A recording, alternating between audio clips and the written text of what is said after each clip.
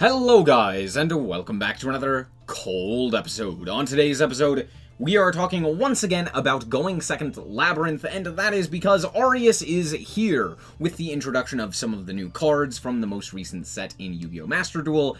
We have been given a better way to basically play Labrynth going second. Now, if you don't know what this build aims to do, basically you blind going second, and you play a whole bunch of cards that are really good against, or with that idea in mind. So, things like Impulse to give you Fire Attacker so that you can draw additional cards, Phantasme to draw cards, Nibiru's and stuff like that. All of those main decked, basically just to draw you cards to get into your furnitures. And then the furnitures basically allow you to play the game on that turn 0 while your opponent is playing the game.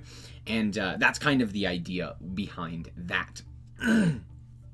Now, this was taken from a TCG deck list and kind of modified for Yu-Gi-Oh! Master Duel, so it's not quite as good as it would be in the TCG, but it's still fairly decent, and the biggest problem is that we only have 2 Chandelier and 2 SnowiKs, which really does make this deck function a lot better. But let's quickly do the card by card and the explanation. Basically, most of the deck has remained the same since the previous deck list, but real quick, we have the 2 Backjack to get us into some of our traps. I'm only playing 2. It's pretty nice to pitch off of our Chandeliers and stuff like that, but that doesn't always come up, but still fairly decent. We have the triple Ku Clock, obviously, the triple Maxi. We have triple Impulse. If your opponent activates a effect on the field, you can tribute this card from your hand. Just tribute? Tribute. Hand or face-up field to special summon Fire Attacker.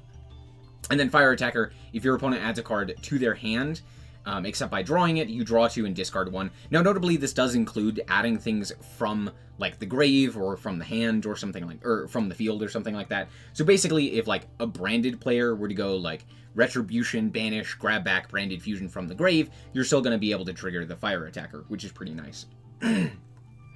But all of this basically just gives us draw cards with the Impulse there.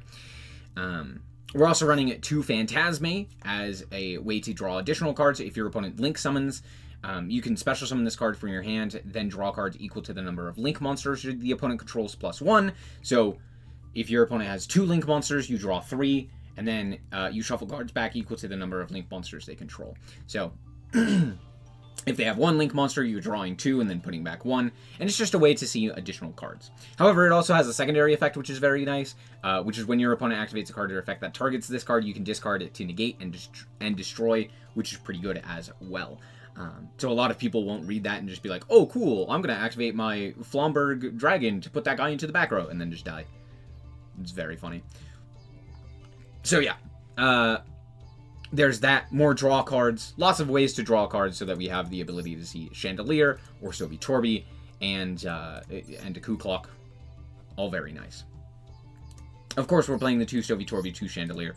We're also playing 1 apiece of Keldo and Mudora as discard targets.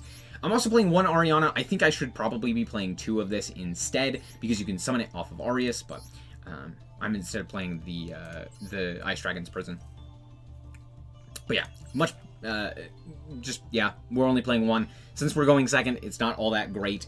It is a good normal summon. It is still nice to utilize, so of course we're playing it. We're playing triple Arius, which is the new card, which says during the main phase, you can quick effect send this card from the hand or field to the grave to special summon a Labrynth monster or set a normal trap from your hand. The trap can be activated at that turn. Now, notably, this is a lot better if you actually draw the trap, but this is still a very, very solid card, being able to get you your plays started, as well as just setting up additional disruption, which we'll talk about in a second. Then also, when your opponent activates a card or effect in response to your activation of your Labrynth card or your normal trap, you can, while this card is in your graveyard, you can special summon this card. So it just brings another body onto the field, which is also very nice. You can pitch it off of your Chandelier or your SnowiKs, which then gets you access to your, which then could put the Arius onto the field. Lots of various different things that you can do. That's pretty cool. So yeah, there you go. As far as yeah, so that's basically it for the Arius. We're playing 3 of that, because it gets us, you know, all of our combo. We have the 1 Lovely, and we have the 2 Lady as well. And then, of course, 3 Nibiru, as I mentioned previously. As for the traps, we're running 10 of them. I think the original list that I took this from was playing 9. Doesn't really matter. Yeah, just running a few traps. There's not actually a whole lot of traps, so there's that. But we are playing the 2 Ice Dragons prisons as targets for our Arius. This should probably just be 1, and I should probably just play the second the second Ariana, but meh. We're playing 2 Welcome Labyrinth. We're playing 3 Big Welcome. We're playing 2 Destructive Daruma Karma Cannon. This should probably just be 3 of this, especially instead of the IDP. You should absolutely, if you have 3, play 3 Destructive Daruma Karma Cannon. This is an incredibly important card. It's very, very useful. It demolishes so many different decks, especially with Arius. You're just able to like go Destructive Daruma Karma Cannon with Arius, flip everything face down, just get them all off of the field, and you're doing great. And there's so very few things that can interact with that favorably, and then you just kind of win the game from there. You know, because it takes like an entire turn for them to flip up everything, and then you've probably already set up the rest of your combo, and you've reset the destructive and all of that jazz, right? And then we're playing 1 rollback. Rollback's not all that great in this list. Yeah, that's kind of it. You could also trade out the rollback for another Daruma if you wanted to. As for the extra deck, the only thing that really matters is Chaos Angel and Muckracker. The rest of this kind of doesn't.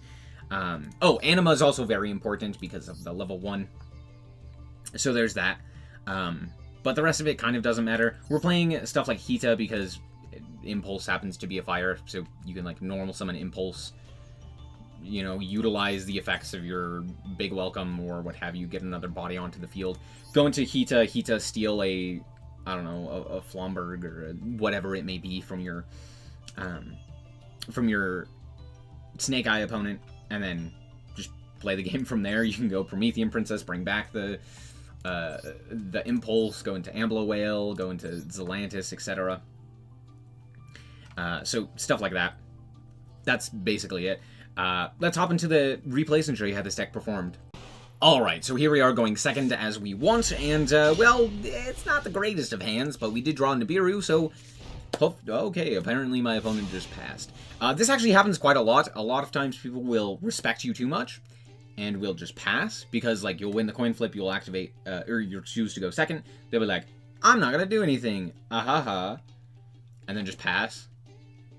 And then you're just like, okay, I'll just play Labyrinth with a whole bunch of cards that are designed to KO you. So, yeah. Of course, I draw Lovely here. I'm just going to set 2 and pass. I don't really have any other plays. I'm like, well, maybe they'll play into Nibiru. I have Kuklok, I have Lady, I'm feeling okay. They go for the Diabell Star. They pitched Abominable Unchanged Soul. I have a few questions, but I'm like, okay, and then they set the trap card. I'm like, what is happening? I go for the Kuklok here. I activate its effect to go for the Lady here, and they go for Super Polymerization, pitching Crossout Designator. Striving Venom. You know? Alright. I'm just going to grab my Stovey Torby. And during the end phase, we'll activate the Stovey Torby. And of course, they have the Called By. Why would they not have the Called By? Well, of course they do. Not really that big of a deal, though, because we do get to go for the Kuklok here. And then at this point, we also have the ability to go for the Big Welcome. I activate the Big Welcome, and my opponent concedes. I don't know what my opponent was playing. But okay. Alright, so here we are once again going second.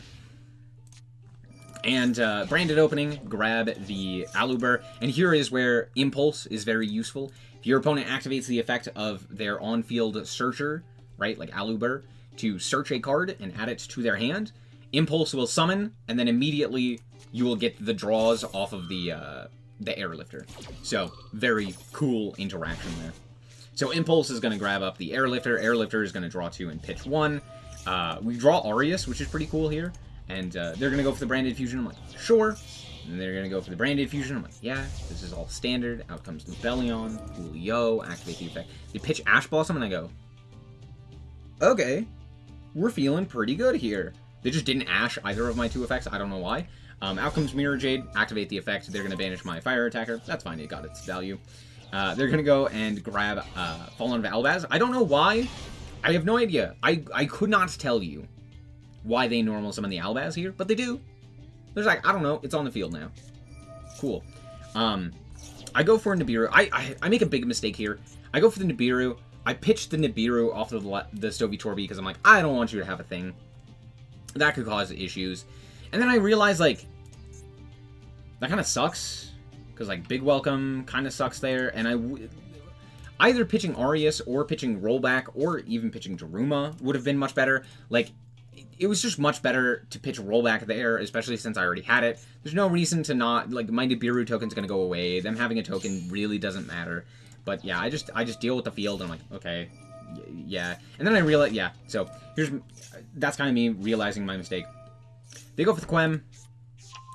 They go for the banishment, like, because here, if I had Rollback, right, I could have, like, done something at the very least. I could have had, like, 2 big welcomes, which would have been really, really useful. But they go for the banishment. I'm like, okay, cool. And then I actually just sack them. I top deck Mudora, normal summon it. Cool, you don't have anything. Awesome. They're going to activate Mudora. I'm going to activate, or they're going to activate their banishment, targeting their guy. I'm going to activate Mudora. And they just conceded. Yeah. Sometimes it do be like that. Alright. Here we are with Phantasme, and literally nothing else. It's a hope and a dream. And my opponent reveals that they are on... Hold on. Ah, yeah, there it is, Snake Eye. I kind of figured it was Snake Eye. I saw a Unicorn come down and I was like, yeah, it's Snake Eye. So very rarely is it just Kashtira at this point. But yeah, here we go.